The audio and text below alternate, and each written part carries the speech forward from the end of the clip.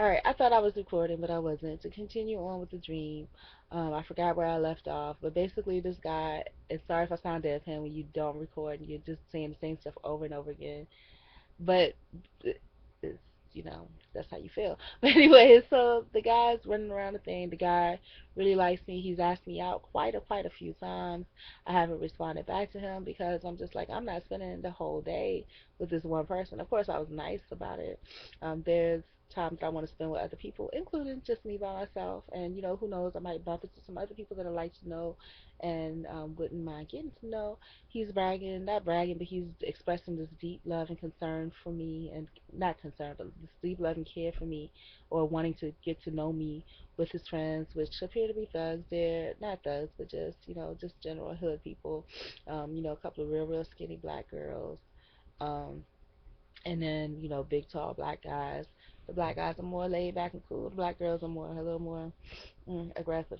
So as that's all happening, so forth, so on. The next scene, um, we're in a classroom, and again, this is an institution. It feels like a prison institution or a institution where there's a general slave population, even though it's been made to look like normalcy, kind of like what a homeless shelter is. It's a population of slave people, pretty much, or people that's indigent, that for one reason, either by authoritative measures or systematic measures, they are no longer allowed or able to fend for themselves. And so this is where what the situation is here. So I'm in this classroom, and like I said, it's uncertain whether well, it is certain this guy is flirting, and I call it flirting and not trying to get to know me, because it's obviously something about the outside of me that he likes, that he's interested in, but he generally does have a heartfelt, I don't know, when I say arousal, not in a lustful way, but arousal, something inside of him comes up a notch, like is filled with passion when he thinks about me. He likes me. And so um, I'm in this classroom, and I bump into him there. It's like the day before the um, day that he wants to take me out, which is some kind of holiday. I'm assuming it's like Valentine's Day. And he wants to take me out for the whole day. Again, I'm not really seeing that. I have not responded to his request. I've just let him know that the whole day is a lot. So I become a little more suggestive, and I'm telling him, look, if you want to ask me out, why do you need the whole day? Why not just, you know, first thing in the morning, as soon as we're allowed to go out, like 5 o'clock in the morning, we can make arrangements that way, to go to the beach, take a walk to the beach, go to the beach, have a breakfast on the beach, picnic on the beach, or whatever, or if you want to go to a restaurant, whatever you want to do, and then, wait to watch the sunset, the sun come up, have some good conversation, and then after all that is over, we go our separate ways. We don't need the whole entire day. You know what I'm saying? Don't need the whole entire day. We don't need to do, he wanted to do breakfast, lunch, and dinner. I'm like, pick one, not the whole day. And I didn't say it mean like that. I just, was just like, well, maybe you should, why don't you choose one? And I was just being diplomatic about it. So then, come to find out, like, because I'm not as responsive to him as he would like, um, I found out that the reason that he is interested in me or enthralled by me is because I'm Korean and black, which is not unusual, like I said, in the black population or back in the day, because I think it's more hood now. They want people that don't have really 100% Afro features, but they want you to have a ghetto attitude. I'm not ghetto. I'm not down or whatever you want. Like, I'm not none of that. I'm just me. I'm down to earth, but I'm not. I don't want to be ghetto or hood. I have picked up some terminologies and tendencies because of the places that I've been in, such as the institution that's in my dream. That is not a real institution, but is parallel to some of the real institutions, mental and otherwise, which is a mental institution is the like that guy being held behind a bar of ignorance that he likes me just because I'm half Korean. And so um moving right along, so I'm in this classroom, and I'm in like workout clothes, and this is the first dream I've ever had where I see myself as I am today, fat, you know what I'm saying, where I have the belly and everything. um so So as I'm in the classroom, he sees me, and that's when I tell him, just the morning or whatever like that. And then obviously he's made it known that he's had a conversation with this female. I guess they got introduced to the population that's full Korean. And in those situations, there are not many Asians, but she's full Korean, and I guess because he still liked me, and he wanted to open the doors to befriend her, he was asking her for advice about me, you know. And I've always been a creative person, especially in this type of population where perhaps you don't have access to the affluency or any of the status norms that people normally have.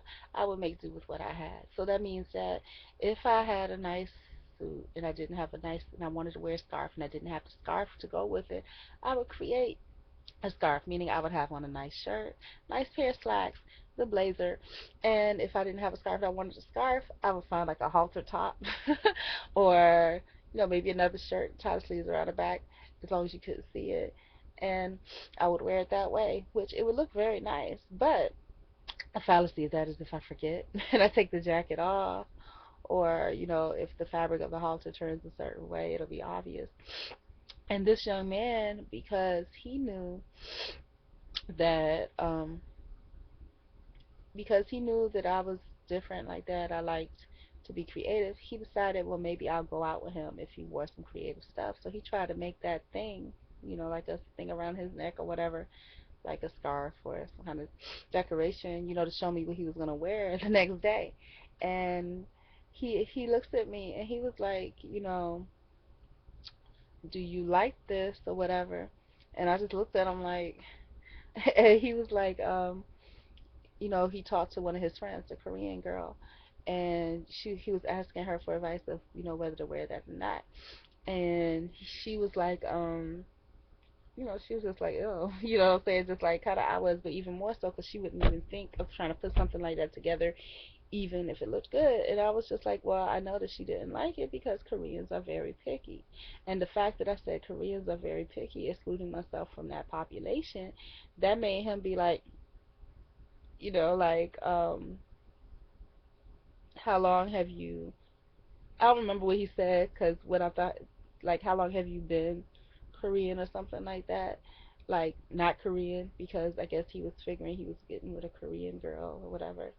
And I was just like, biracial, you know what I'm saying? And it's just like, which was obvious, but I guess he wanted to feel like I had more of the Korean culture, which maybe when I was younger I did, but now I'm a little more ghettofied, a lot more ghettofied. My mom wouldn't even recognize me. True story, but sad but true. That's what the system does to you.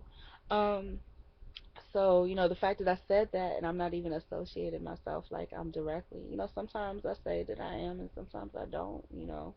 And based on Korean, the amount of Korean you are, a full Korean person, of course, you know, I'm gonna refer to her as Korean people, Korean people. Even if she's born here and both of her parents are Korean, she's more Korean than I am, of course. So I was just like, well, Korean people don't like tacky things. They don't like stuff like that. To her, that's tacky. She's not gonna like that. And so I guess he's looking at me because, okay, you like stuff like that. You say that you're half Korean. When I asked you what was your race, and now um, you're saying that, okay, Korean people like tacky stuff. So you're saying in two shots, not only are you not authentic Korean, but you're also tacky, and Koreans are not tacky. So you don't even really um, get with the Korean way of style of living or ideologies. And so I saw that change in his face, and he was like, he's gone or whatever like that. And it was like I think he was still interested, but he wanted to go tell that girl about this revelation. So obviously he's so interested, but if I'm not jumping on it fast, he's more interested in the Korean girl anyways. So he's gonna find a way out and ask her, which doesn't matter to me. I'm just like I need to exercise because I'm so fat. It's a small space. Like even in those institutions, we couldn't even exercise, and I gained a lot of weight there. And after that too, I can't blame it all on that. So I'm in this classroom which is not being used. I'm jumping rope. And really, when I think about that, that reminds me of BLC South. I was in this classroom because I asked permission to exercise. It's like jail. They didn't have any outside. You couldn't be outside at all. Period. And for non-smoking women, there was a little alleyway. Oh man, about the length of my arms outspread. And so I asked permission to do sit-ups in the classroom, and I was able to, after hours or after class hours were done. But in this room, same thing. It was on the second floor, like Hampton High School, though. And I was jump roping. I had on box. I was like doing a lot of stuff. I had on boxers gloves, boxers like shorts that boxers wear, but it was I had a belly and it was under like my belly button. It wasn't like um cottage cheese belly yet. It was like keg belly. I had a sports bra, and my hair was different. My hair, it was like kind of like it is now, but it was longer. But around the edges, it looked more afro. And so I was jumping rope, and then big, this short, big black guy, fat black guy, bald head, beard, and mustache, came sat. He was looking at me real deadpan, and there was a hood girl that was sitting there too. Maybe they were friends with the guy, and he was looking at me like, why are you doing all of this? Like something's wrong. You doing all this exercise, but you got to keep in shape. And that's true in my life too. When I was in Overtown, I was in shape, but they were looking at me like, they did not like the fact that I was running around and exercising and all this, that, and the other. That's not part of their culture, and they didn't like it. So they had words to say about that, but I just kind of went on about my business. So, anyways, that was my dream. The end. And I am going to go get some exercise today. And some accomplishments that I made. I started working on the draft of my one of my news articles. I just need to make sure that I read the rest of the Associated Press rules. I got through like half of a summary, which was like 6 pages, so I did like three. And I'm not sure. I think I want to try to read the rest of it this morning and try to tighten up my ad and then try to get some exercise because I really need it. Like I said the other day, you have to focus on all aspects of your being, um, financial, social, mental, physical, um, spiritual. I need to focus on that. Financial, social, mental, physical, spiritual. I need to focus on all of those things. Without that, you don't have a balance, no matter what you think the emergency is. Um, I've been working on my financial as much as I can. I've been working on it as much as I can, looking for um, things that I could really bid for.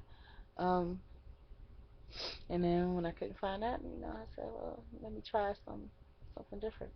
So that's that. But as social, I mean, that's gonna come. I need to do physical, and I guess as I'm running about doing my physical, I can get the social together. And as the social comes with you actively working on that other stuff while you're working on your financial, your physical, your mental things, and your, all of those different things, aspects of your life. The social comes in tune with that because as you're doing those things that are active, you start to meet other people that are doing those. Occasionally, you'll have to inject some fervor into your social life by actually going out to a venue, which for the specific person, the purpose of socializing, but also knowing that the secondary purposes are maybe to network, which is part of your financial, um, things like that. So, anyways, that was just my dream for the morning, y'all. Peace.